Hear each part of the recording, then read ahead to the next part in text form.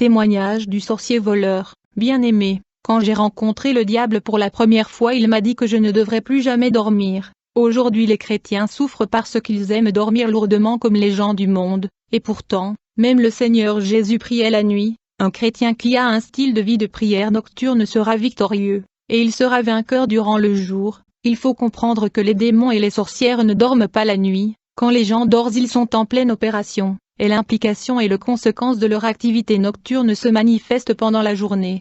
Généralement les gens de ce monde, y compris les chrétiens, ne comprennent pas que ce qui arrive dans la journée ne sont que des manifestations de tout ce qui a eu lieu la nuit. La plupart du temps, le sorcier regarde comme dans un écran ou miroir comment la journée va se passer, et en fonction du déroulement de la journée, ils vont mettre des embuscades, des blocages et des pièges sur base des images de la journée qui sont projetées. La Bible dit, mais pendant que les gens dormaient, son ennemi vint, sema de l'ivraie parmi le blé et s'en alla. Les graines que les sorciers sèment dans la nuit se manifestent dans la journée. En outre, le chrétien qui se réveille tôt le matin pour la prière, contrôlera la journée et prospérera. Et donc pour endormir le croyant profondément, on déployait 3 démons à la porte de leur maison, qui sont l'esprit de faiblesse, l'esprit du sommeil et l'esprit de lourdeur. Le sacrifice dans le monde spirituel, la notion du sacrifice vient de Dieu.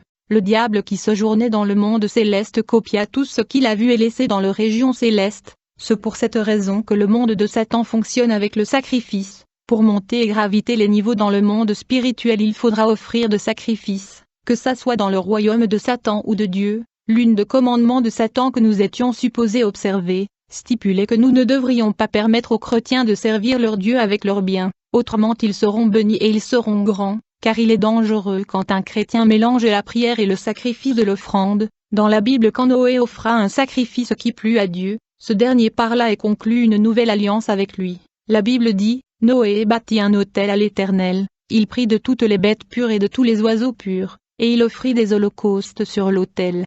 L'Éternel sentit une odeur agréable et l'Éternel dit en son cœur, je ne maudirai plus la terre à cause de l'homme, parce que les pensées du cœur de l'homme sont mauvaises dès sa jeunesse. Tant que la terre subsistera, les semailles et la moisson ne cesseront point. Il faut savoir que la prière ne remplacera jamais la semaille, les offrandes et les sacrifices. Tu peux prier autant que tu veux, au moins d'offrir un sacrifice, tu resteras dans la pauvreté. Je suis ici pour vous dire comment votre vie est détruite et comment le réparer. Le diable nous disait de ne pas permettre aux enfants de Dieu d'offrir des sacrifices de peur qu'ils ne soient bénis. Le diable travaille pour que les chrétiens soient pauvres. En plus de ceci, le diable nous avait instruit d'empêcher les chrétiens de passer les temps dans la louange et adoration. Il nous disait, ne le permettez pas de mettre la priorité et d'avoir des moments de louange et adoration de peur qu'ils ne soient guéris et délivrés. En effet, d'après le diable, il y a la guérison et la délivrance dans la louange et adoration car Dieu lui-même descend. La Bible dit, vers le milieu de la nuit, Paul et Silas priaient et chantaient les louanges de Dieu,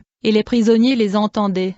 Tout à coup il se fit un grand tremblement de terre, en sorte que les fondements de la prison furent ébranlés. Au même instant toutes les portes s'ouvrirent et les liens de tous les prisonniers furent rompus, ceci à cause de la louange. Un jour le diable me dit, Pierre, moi je viens du ciel, je vivais avec Dieu durant des âges, je connais Dieu plus que les chrétiens, je vous dis que si vous laissez les chrétiens appliquer les principes bibliques de semence ils seront épanouis. En effet, la croix de leur maître est l'addition, et quand cette croix est penchée, du coup il devient le signe de la multiplication. Ceux-ci sont les 2 systèmes de Dieu. Il ne travaille pas avec la soustraction et la division, donc un chrétien qui marche avec Dieu est supposé se multiplier et expérimenter l'addition. Chapitre 1, Mon initiation à l'occultisme. Le tout a commencé lors de la mort de mon papa dans les années 64 pendant la rébellion de Moulélé. Je n'avais que 6 ans lorsque mon père mourut. À la suite de la mort de mon père, la famille était frappée par une pauvreté extrême. Ma mère devait souvent sortir la nuit pendant que les gens sont en train de dormir,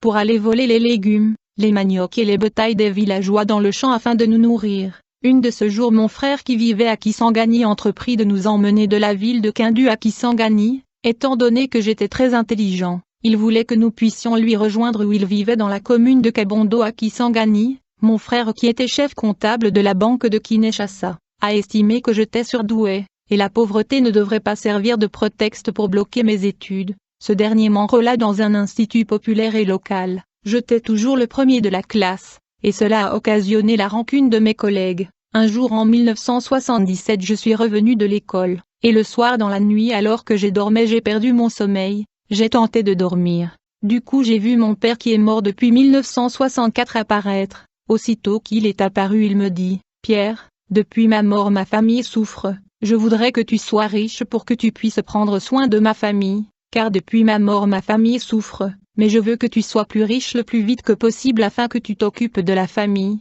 raison pour laquelle je suis venu te rendre riche, tu seras prospère, et les grands hommes de ce pays viendront se prosterner devant toi. » Puis mon papa me dit, « Pierre regarde derrière moi. » Dès que j'ai regardé derrière mon père, du coup j'ai vu 3 hommes blancs qui étaient habillés en vêtements blancs. Mon père me dit, « Les 3 hommes blancs que tu vois derrière moi sont venus te rendre riche, à condition que tu abandonnes tes études car la famille ne peut pas attendre jusqu'à ce que tu finisses tes études car ils souffrent énormément. Donc j'ai amené ces gens qui peuvent te rendre riche. » Puis soudainement mon père et ces hommes blancs ont disparu. J'étais sur le point d'aller informer les autres membres de la famille sur cette apparition de mon père. Soudainement j'ai entendu une voix me dire, « Pierre, tu ne peux révéler ces affaires d'argent aux autres, tu gardes ce secret pour toi jusqu'à ce que tu obtiens cet argent. » Le matin j'ai oublié les instructions de mon père de ne pas aller à l'école, et donc je me suis levé et je suis allé à l'école. C'était quand je suis arrivé à l'école que j'ai perdu la tête, et j'ai commencé à raconter n'importe quoi et perturber mes collègues.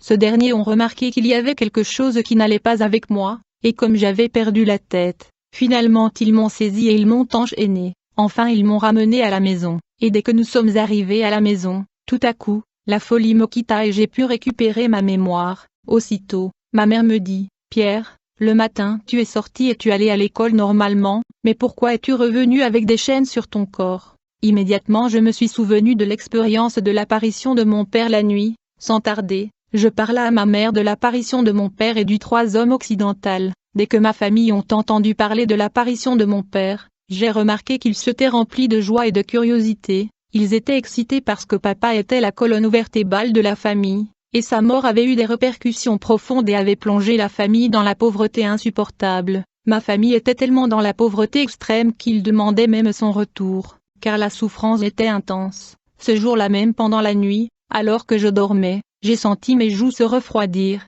comme si quelqu'un avait mis un verre d'eau froide sur mes joues. Quand je me suis réveillé, j'ai vu un homme blanc assis sur mon lit. Il avait posé sa main sur mes joues. Quand j'ai regardé attentivement, j'ai remarqué que cet homme blanc n'avait pas de tête. J'ai crié au secours. En raison de ceci tout le monde s'est réveillé dans la maison et ils sont venus dans ma chambre pour savoir ce qui n'allait pas. Dès qu'ils sont entrés, ils m'ont demandé ce qui n'allait pas. Je leur ai dit, « Comment pouvez-vous me poser cette question? Ne voyez-vous pas cet homme blanc qui sans tête et qui est assis sur mon lit ?» La famille était étonnée d'entendre ceci, car ils ne voyaient pas cet homme blanc qui n'avait pas de tête. Mon frère aîné qui était un homme de combat a commencé à insulter et menacer l'homme qu'il ne voyait pas. Le jour suivant j'ai décidé de dormir plus tôt afin d'éviter cet homme sans tête, mais dès que je me suis étendu pour dormir, du coup j'ai entendu quelqu'un ouvrir la porte. Immédiatement j'ai vu une femme blanche entrer dans la maison. Aussitôt qu'elle est entrée, j'ai remarqué qu'elle avait beaucoup de cheveux. Quand cette femme blanche est entrée dans la maison,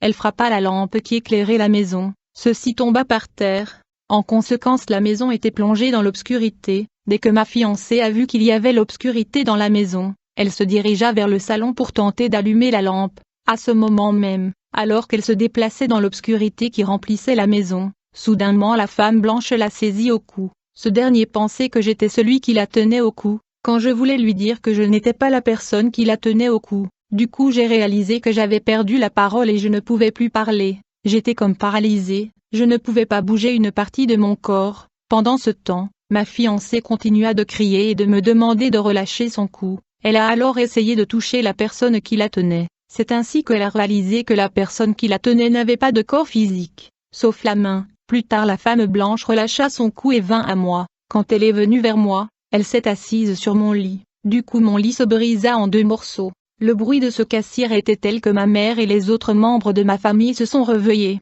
Ils nous rejoignirent. Il nous demanda ce qui s'était passé. Ma famille était dans la confusion. Plus tard, ils se sont reniés et ont conclu que j'avais recouru à la magie. Ils se dirent que je voulais sacrifier quelqu'un dans la famille mais ça n'a pas marché. Et ces manifestations paranormales étaient les conséquences. Frère, il faut savoir que chaque jour la nuit le démon parcourt les rues, les avenues du monde. Certains de ces démons parcourent la terre physiquement, ils sont bien habillés. Ainsi, la nuit il y a des hommes et des femmes qui sillonnent les hôtels au standing et les bars pour coucher avec les humains et capturer leur étoile. En outre, Étant donné que ces manifestations paranormales se poursuivaient dans la maison, ma famille entreprit de recourir aux marabouts, qui sont venus afin de tenter de capturer cet esprit sans tête et la sirène qui troublait la paix dans la maison. Une fois que ces marabouts sont arrivés, ils se sont lancés dans de cérémonies et rituels afin de déloger et chasser l'homme blanc qui était sans tête et la sirène. Ils ont combattu cet esprit pour le chasser de la maison, et pourtant mes yeux voyaient cet esprit sans tête dans ma chambre.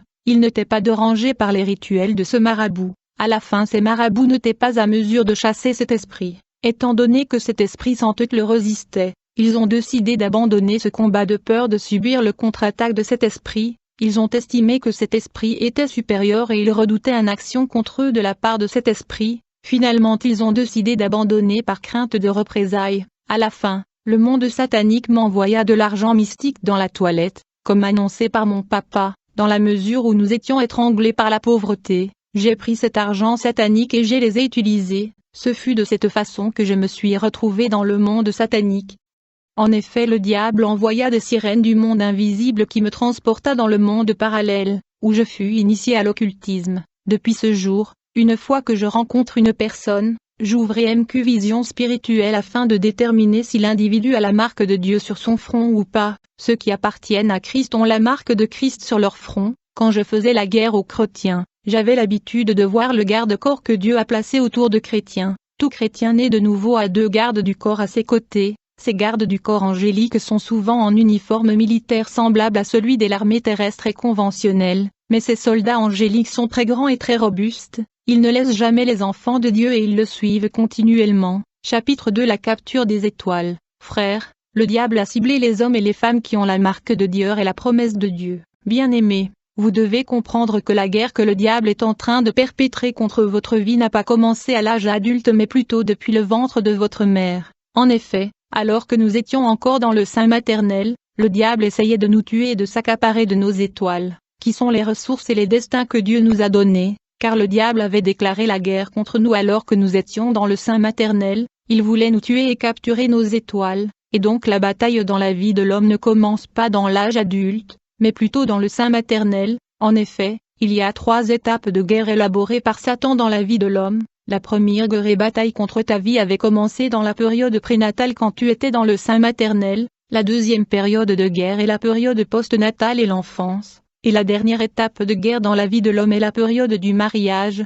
Si Satan ne peut pas te détruire dans le sein maternel par le fausse couche, il va attendre l'enfance. Ainsi de nombreux nourrissons sont dérangés par diverses maladies envoyées par le diable pour interrompre leur vie et capturer leur étoile. Quand vous remarquez que votre enfance est caractérisée par la maladie, il est fort possible que vous avez une étoile éclatant et un aura fort. Si le diable ne peut pas te détruire durant l'enfance pour voler ton aura, il va attendre la période adulte et le mariage. C'est alors qu'il va recourir au rapport sexuel illicite et illégal pour capturer ton étoile. Nombreux sont ceux qui ont compromis et détruit leur vue à cause de la perversion sexuelle. Le sexe est la stratégie par excellence que Satan utilise pour neutraliser l'étoile et le destin des hommes et des femmes. Joseph avait une étoile qui brillait plus que celle de ses frères. Il était destiné à la grandeur et à gouverner.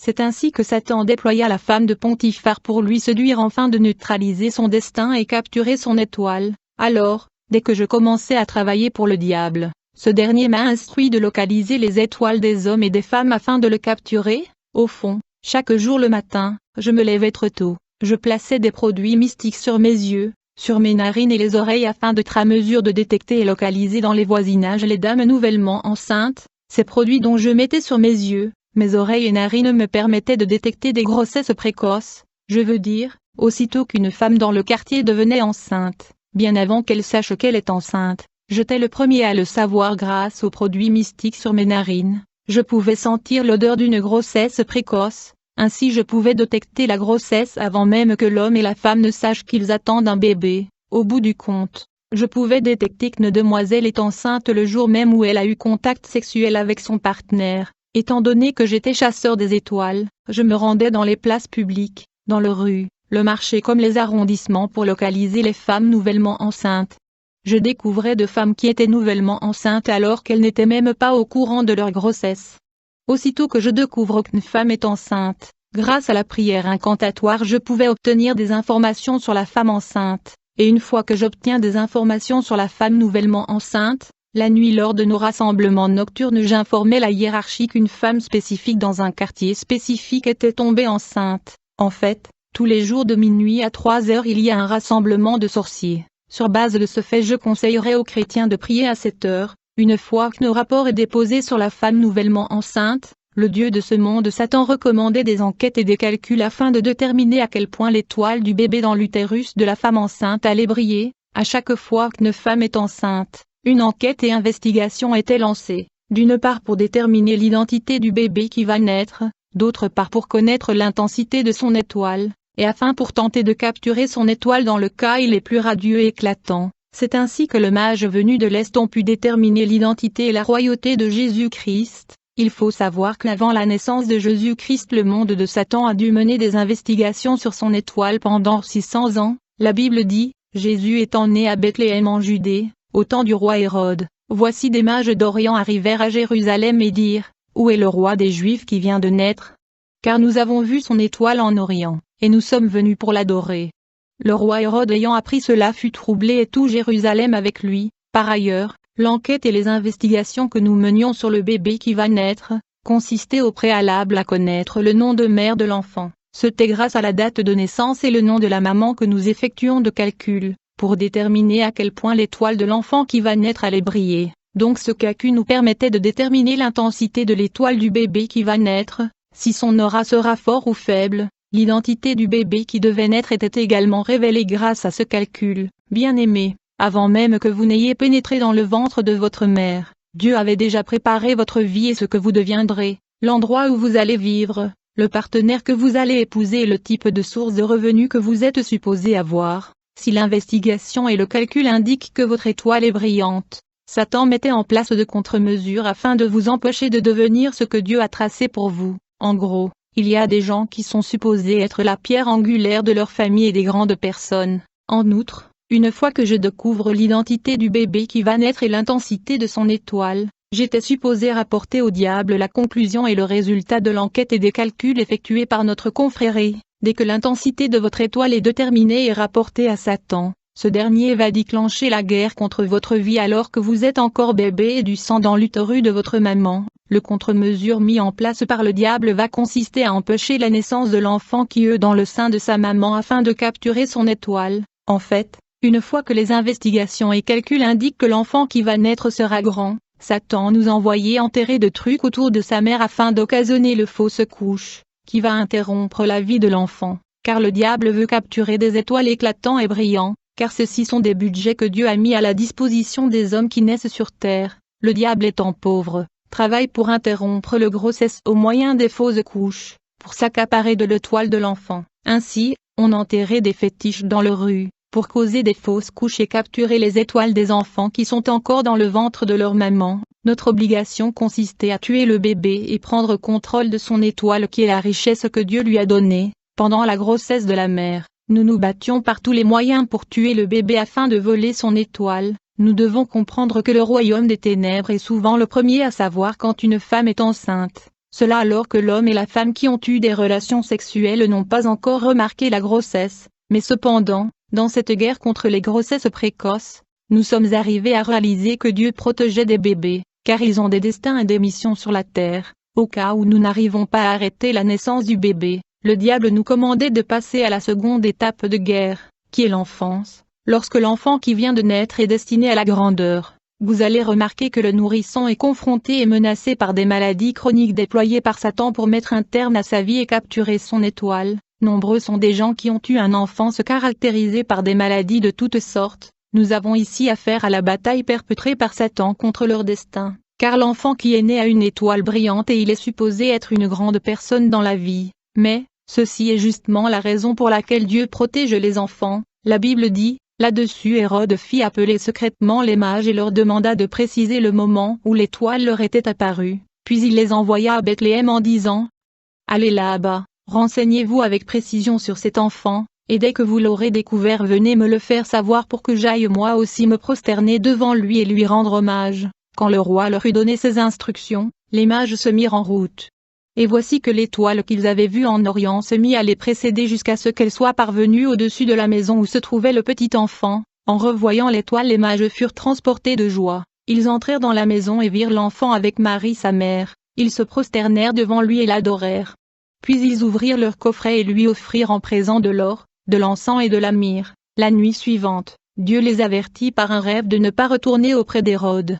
Ils regagnèrent donc leur pays par un autre chemin. Après leur départ, un ange du Seigneur apparut à Joseph dans un rêve et lui dit, « Lève-toi, prends l'enfant et sa mère, et partez tout de suite en Égypte. Tu y resteras jusqu'à ce que je te dise de revenir, car Hérode ne va pas tarder à faire rechercher l'enfant pour le tuer. » Joseph se leva donc immédiatement et partit dans la nuit, emmenant l'enfant et sa mère pour se réfugier en Égypte. Quand Hérode s'aperçut que les mages avaient déjoué son plan, il devint furieux.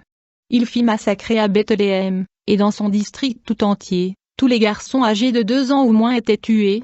Ainsi s'accomplit la prédiction de Jérémie, le prophète qui avait annoncé, un cri de détresse monte de Rama, des gémissements et de longs sanglots. C'est Rachel qui pleure ses fils, car ils sont morts. Elle se refuse à toute consolation car ils ne reviendront plus. Alors, au cas où nous ne réussissions pas à tuer l'enfant dans le bas âge, le diable commandait la 3e étape de guerre qui est la période adulte. Une fois que l'enfant devient un adulte, le diable ordonnait à ses agents d'établir les contacts et relations sexuelles avec la cible. En fait, les rapports sexuels sont les moyens par lesquels les étoiles et le destin de plusieurs sont capturés. Beaucoup de gens ont détruit leur vie en ayant des rapports sexuels avec des hommes et des femmes qui étaient à vrai dire des agents sataniques. Bien-aimé, ton étoile est ta destinée, ton étoile est ta richesse et elle est comme la lumière qui éclaire ta vie.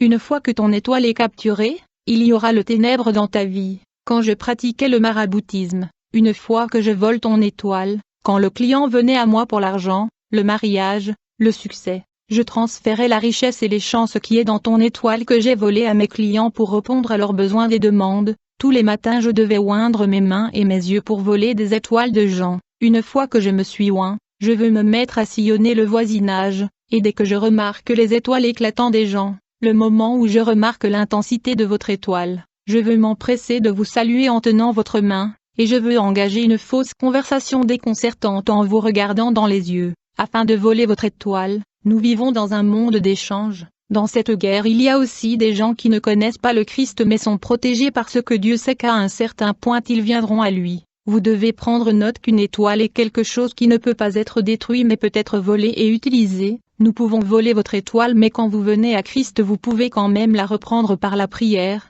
Une fois qu'on vole votre étoile, nous le cachions dans des endroits différents, comme sous l'eau, dans la forêt. En outre, si vous rejoignez une église dont le pasteur est dans l'occultisme, votre étoile est en danger. Il y a donc un conflit permanent et une guerre sur la terre entre le force du mal et le force du bien. Et au moment où un chrétien entre dans la distraction et le sommeil, il va enregistrer une perte, un échec, une défaite. Il faut noter que ce sont non seulement les hommes qui ont des étoiles et de destinée, mais aussi de pays. Beaucoup de pays ont été déviés de leur destin. Notre pays est grand dans le domaine spirituel. C'est pourquoi le diable se bat pour l'empêcher d'accomplir sa mission et de jouer son rôle. Le diable travaille pour maintenir l'Église divisée, cela afin d'empêcher le pays de se relever. Par ailleurs, les étoiles des gens diffèrent en termes d'intensité, les étoiles de certaines personnes brillent plus que celles des autres, et le diable travaille pour capturer les étoiles de gens afin de le donner à ceux qui viennent à lui pour la promotion, le succès et la richesse. Quand un sataniste veut devenir plus riche, il cherchera à voler une étoile d'une personne. Il va essayer de dormir avec des femmes afin d'utiliser leur étoile. La Bible dit, Joseph eut encore un autre songe, et il le raconta à ses frères. Il dit, j'ai eu encore un songe. Et voici, le soleil, la lune et 11 étoiles se prosternaient devant moi. Il y a 7 étoiles que nous combattions dans le monde de Satan. La première étoile est l'étoile du mariage. Le diable nous disait que le mariage est l'institution de Dieu et il donne gloire à Dieu, donc nous devons le combattre. Quand une femme a une étoile de mariage, il aura un grand mariage, elle ne s'offrira pas dans le mariage, elle va choisir parmi beaucoup d'hommes qui viendront à lui car une étoile est une lumière, c'est une lampe qui brille et illumine autour. Par conséquent beaucoup seront attirés par cette lumière, même le diable enverra ses agents parce que la lampe qui brille va attirer l'attention. Par conséquent, la dame aura besoin de la volonté de Dieu pour choisir un mari. Elle devra prendre le temps de prier et de demander des signes à Dieu, car le diable donne aussi des rêves. En effet, le mariage peut changer votre vie pour le meilleur et pour le pire. Beaucoup de gens sont dans le mariage, mais ils disent et répètent constamment dans leur cœur, si je savais, quand une femme a une étoile de mariage, même si elle rencontre un homme pauvre, son étoile va faire que son mari devienne riche. La Bible dit celui qui trouve une femme trouve le bonheur. Le second étoile que nous combattions était l'étoile du travail. Il y a des gens qui sont destinés à exceller dans l'environnement de travail, car ils ont l'étoile du travail. La troisième étoile que nous combattions était l'étoile de la sympathie. Il y a des gens qui sont supposés être aimés dans la vie et la société. Ils vont bénéficier de faveurs et des accès. Tout le monde va les aimer, mais une fois que cette étoile est volée, la personne va expérimenter le rejet dans la vie et la société. Vous allez vous demander pourquoi les gens vous rejettent et ne sont pas intéressés à vous. Mais quand vous avez cette étoile, les gens vont vous ouvrir des portes. La quatrième étoile que nous combattions était la progéniture. Il y a des hommes et des femmes qui sont supposés avoir beaucoup d'enfants. Vous remarquerez que tous leurs enfants sont bénis. Ils sont tous été à l'université. Et ils sont tous du bon travail. Mais une fois que cette étoile de la progéniture est volée, vous verrez une famille avec de belles filles mais qui ne sont pas mariées, parce que cette étoile a été volée. Vous verrez une famille des hommes qui sont dans le banditisme et les vols à main armée. En plus de ceci, il y a aussi l'étoile de leadership. Il y a des gens qui sont nés pour gouverner, même s'ils n'ont pas été à l'université. Ceci est le genre d'étoile que Joseph avait, il était censé régner. Quand il est allé en Égypte, il a fini par gouverner. Jésus était roi et était supposé régner grâce à son étoile. La dernière étoile est l'étoile du ministère. Ceci est l'étoile que le diable déteste le plus. Il y a donc des gens qui sont nés sur la terre avec la mission d'être ministres de Dieu et apporter la lumière à l'humanité. Dès que nous détections qu'un enfant est né avec cette étoile du ministère, nous savions qu'il allait combattre le royaume de Satan. Il fallait donc tenter de tuer l'enfant. Ceci est l'étoile de la grandeur et de l'élévation. Nous pouvons voir l'implication de cette étoile dans le livre d'Exode 23 verset 25. Vous servirez l'Éternel votre Dieu, et il bénira ton pain et tes eaux, et j'ôterai la maladie parmi vous. Aucune femme dans votre pays ne fera une fausse couche ou ne sera stérile. Je remplirai le nombre de vos jours. Le diable nous disait vous ne devriez jamais permettre aux chrétiens de servir Dieu avec leurs biens. Ils ne devraient pas faire des sacrifices et des offrandes. Je me souviens que chaque samedi nous allions au cimetière, avec des satanistes et des faux pasteurs. Ces pasteurs des grandes églises dans la ville sont des pasteurs sataniques. Nous allions là-bas afin d'acheter des âmes qui sont mortes prématurément à la suite des sacrifices humains et la sorcellerie. On achetait des esprits de gens tués dans la sorcellerie. Ces victimes de la sorcellerie étaient vendues dans les différents cimetières de la ville. Les pasteurs achetaient et déployaient ces esprits humains aux alentours de leur église, et ces esprits humains qui étaient devenus des esprits servants avaient pour travail d'attirer les gens à venir à l'église de ce pasteur satanique. C'est ainsi que ces églises attirent beaucoup de gens. Ces esprits font tomber les gens quand les pasteurs prient pour eux. Pendant la prière, il y aura des gens qui tombent et des gens qui parlent des langues de démons.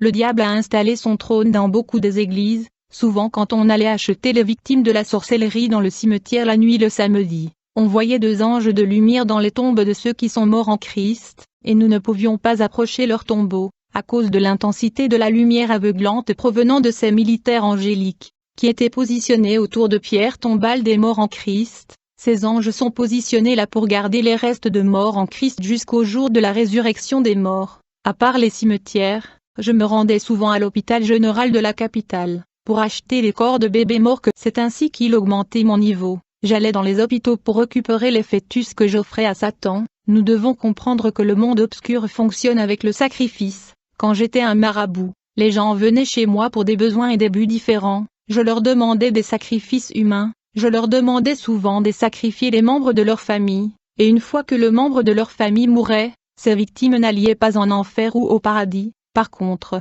ils devenaient mes serviteurs. Ils travaillaient pour moi en tant qu'esprit servant. Je les envoyais dans la cité afin qu'ils me trouvent plus de clients. Ainsi donc, beaucoup de personnes bien que mortes sont opérationnelles sur la terre en tant qu'esprit servant. Si le Seigneur ouvre vos yeux, vous verrez beaucoup des esprits humains devant de nombreux magasins, supermarchés et même des églises. Les propriétaires des magasins, supermarchés venaient me voir pour les clients. Je leur donnais des esprits humains victimes de sacrifices et de la sorcellerie. Ces gérants de magasins et supermarchés déployaient ces esprits humains dans la rue pour qu'ils poussent les gens à entrer dans leurs magasins et acheter. Ces esprits servants sont des victimes du sacrifice humain et leur travail est d'attirer les clients parce qu'ils sont des esprits servants. Même les pasteurs qui venaient pour avoir la foule, je leur donnais des esprits des hommes morts par la sorcellerie. Et ces pasteurs déployaient ces hommes morts dans le quartier pour qu'ils puissent attirer les gens dans leur église. Dans le monde de Satan, j'ai vu beaucoup de gens qui ont servi Satan durant leur vie. Quand ils sont morts, ils se sont retrouvés en train de faire de travaux forcés.